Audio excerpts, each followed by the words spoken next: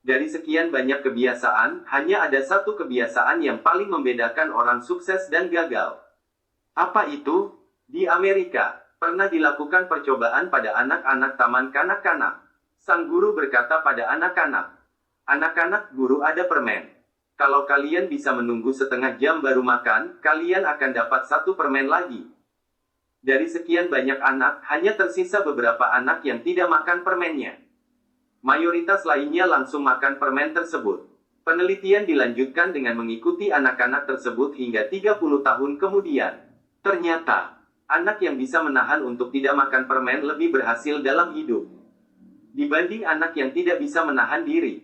Mereka lebih kaya, lebih sehat dan bahagia dari yang lain. Dalam pekerjaan, mereka mencapai posisi yang lebih tinggi, dan mereka merasa lebih puas dengan hidupnya.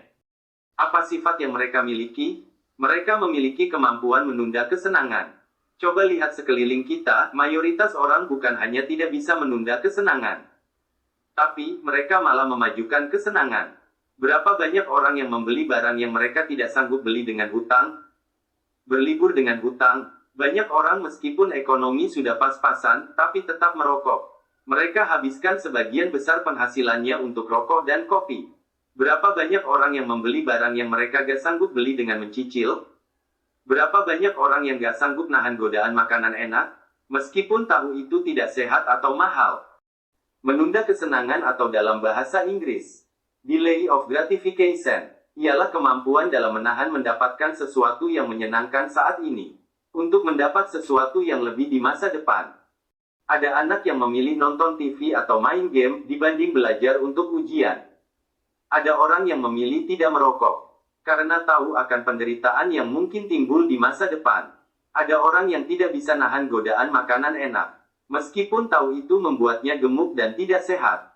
Kemampuan menunda untuk sesuatu yang lebih di masa depan, ialah sifat yang dimiliki oleh semua orang sukses. Orang miskin memaksa membeli sesuatu yang tidak sanggup mereka beli dengan cara cicil, meskipun harus cicil dengan bunga tinggi. Sementara orang kaya, mereka membeli sesuatu ketika uang mereka sudah jauh lebih besar dari barang yang mereka inginkan, atau ketika penghasilan pasif mereka sudah sanggup untuk membeli barang tersebut. Orang tidak sehat akan memakan apapun, yang penting enak. Makan kapanpun asal mereka mau. Sementara orang sehat lebih sanggup menahan godaan makanan enak ataupun makan berlebihan. Menunda kesenangan ialah gabungan dari pengendalian diri dan disiplin, yang akan membuat terbentuknya berbagai kebiasaan-kebiasaan yang positif. Kebiasaan-kebiasaan positif tersebut, yang nantinya akan membawa orang untuk mencapai pencapaian yang positif, baik pada keuangan, kesehatan, ataupun kualitas hidup. Kebalikan dari menunda kesenangan ialah bersenang-senang dahulu, bersakit-sakit kemudian. Misalnya, cicil barang terus, lalu stres bayar hutang, makan berlebihan, lalu gemuk dan sakit, merokok untuk hiburan, lalu kena kanker, kebanyakan nonton dan santai, lalu jadi orang yang tidak bisa apa-apa. Ingat, mayoritas apa yang kita terima dari kehidupan kita ialah hasil akumulasi dari kebiasaan-kebiasaan kita. Kemampuan menunda kesenangan akan menghasilkan kebiasaan-kebiasaan positif. Ketidakmampuan menunda kesenangan akan menghasilkan kebiasaan-kebiasaan negatif. Dan kebiasaan kita menentukan kehidupan kita.